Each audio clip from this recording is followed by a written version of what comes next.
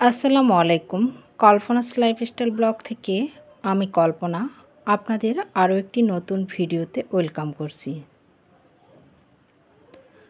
কাছে দূরে যে যেখান থেকে আমার আজকের ভিডিওটি দেখছেন, আশা রাখছি আল্লাহর রহমতে সবাই ভালো আছেন, সুস্থ আছেন। আমরাও আল্লাহর রহমতে আপনাদের দোয়া ও ভালোবাসায় বেশ ভালো আছি আলহামদুলিল্লাহ। তো অনেক দিন পর আরেকটি নতুন ভিডিও নিয়ে আপনাদের মাঝে আসলাম। আশা করি ভিডিওটি আপনাদের ভালো লাগবে। তো ভিডিওর শুরুতে আপনাদের কাছে ছোট্ট একটা রিকোয়েস্ট করে নিচ্ছি, প্লিজ ভিডিওতে একটি লাইক দিয়ে ভিডিওটি কন্টিনিউ করবেন। আপনাদের একটি লাইকই এই ভিডিওটি আর অনেকের কাছে পৌঁছাতে সাহায্য করবে।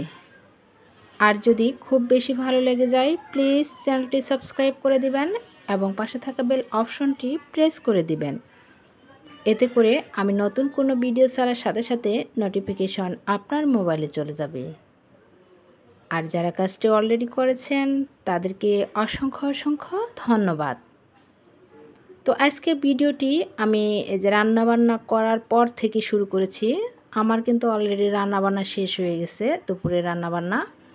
তো এখন আমি রান্নাঘরটা একটু গুছিয়ে নিব, তার জন্য রান্নাঘরটা একটু পরিষ্কার করে নিচ্ছি। তো রান্নাঘর মাঝে মাঝে একটু অন্যরকমভাবে সাজিয়ে নিতে আমার কাছে অনেক বেশি ভালো লাগে। তো মাঝে মাঝে কিন্তু আমি চেঞ্জ করি নতুন লুকে। তো এখানে আমি যে পিড়েটা বানিয়েছিলাম আপাতত এখানেই রাখছি। ভাবছিলাম যে এই সাইডটাতে রাখবো। তো এই সাইডটাতে রাখলে সিনের পানি গিয়ে পিড়াটা নষ্ট হয়ে যাবে, তার জন্য আমি ওই সাইডটায় রেখেছি। তো এখানে আমি একটা স্পুন হোল্ডার নিয়েছি, মাঝখানে যে একটু ফাঁকা জায়গা আছে সেখানে স্পুনগুলো রেখে দেব। আর এখানে দেখেন আমার এই যে স্ট্যান্ডটা আগে কিন্তু জানলা গ্রিলের সাথে এক সাইডে আমি লাগিয়েছিলাম। তো ভাগ্যক্রমে এখানে আমি ডিল করে তারপর লাগিয়ে নিয়েছি স্ট্যান্ডটা, কর্নার স্ট্যান্ডটা। এখানে কিন্তু অনেক বেশি ভালো লাগছে।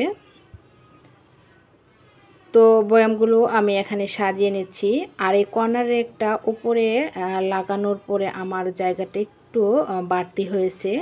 নিচের যে কাউন্টার টপটা সেখানে কিন্তু একটু জায়গাটা বাড়ছে। তো বয়ামগুলো আমি এখানে সাজিয়ে নিচ্ছি। আর দেখেন এই সাইডটা আমি কিভাবে সাজিয়েছি।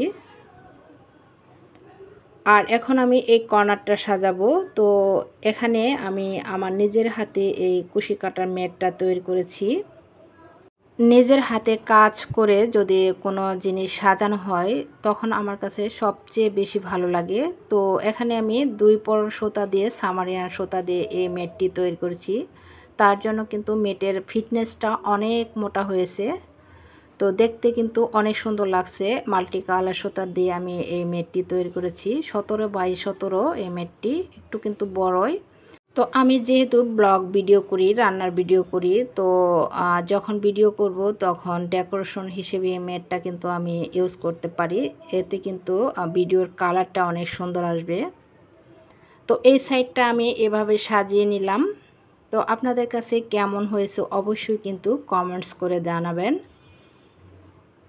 নতুন নতুন জিনিস দিয়ে ঘর সাজাতে, রান্নাঘর সাজাতে আমার অনেক বেশি ভালো লাগে। আমি আমার সাধ্যের মধ্যে আমি রান্নাঘরটা এবং আমার নিজের ঘরটা সাজানোর চেষ্টা করি। তো এখানে কিছু বাজার নিয়ে আসা হয়েছিল, ড্রাই কিছু জিনিস, তো এখানে আমি রেখে দিচ্ছি। অনেক দিন থেকে কিন্তু আমার ভিডিও দেওয়া এলোমেলো হয়ে গেছে, আমি ঠিক মতো ভিডিও মেক করতে পারছি না। তো তার জন্য কিন্তু আমার চ্যানেলটা ভিউজ একদম ড্যামেজ হয়ে গেছে।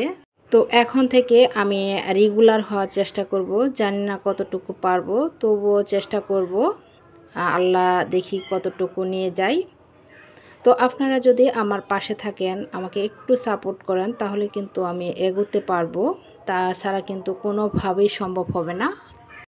ভিডিওতে ভয়েস দিতে গেলে কোনোভাবে একটানা ভয়েস দিতে পারি না, কোনো না কোনো কাজে আমাকে উঠতেই হয়। তো ভিডিও ভয়েস দেওয়াটাই কিন্তু সবচেয়ে কঠিন কাজ। আর দিনের বেলা যদি ভয়েস দিতে চাই, সাইডের যে শব্দগুলো সেটা কিন্তু ভয়েসের মধ্যে ভেসে আসে। আর আমার তো একটা টুনটুনি আছে, সে সারাক্ষণ আমার সাথেই থাকে, কোনোভাবেই কিন্তু তাকে রেখে বয়ে দেওয়া যায় না। তো যাই হোক, অনেক কষ্ট করেই কিন্তু ভিডিও মেক করি।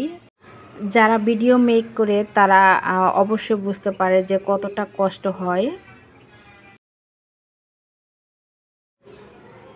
তো এই রেকের উপরে আমার কিছু জার ছিল, সেটা বিস্কুট, চানাচুর এগুলো রাখছিলাম। তো এগুলো সরিয়ে এখন আমি কিছু কাচের জিনিস রাখছি, দেখি কেমন লাগে।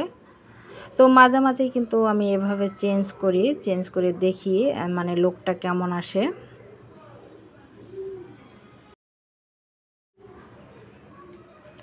তো আমার রান্নাঘরটা গোছানো হয়ে গেছে, সাদামাটা একটা রান্নাঘর।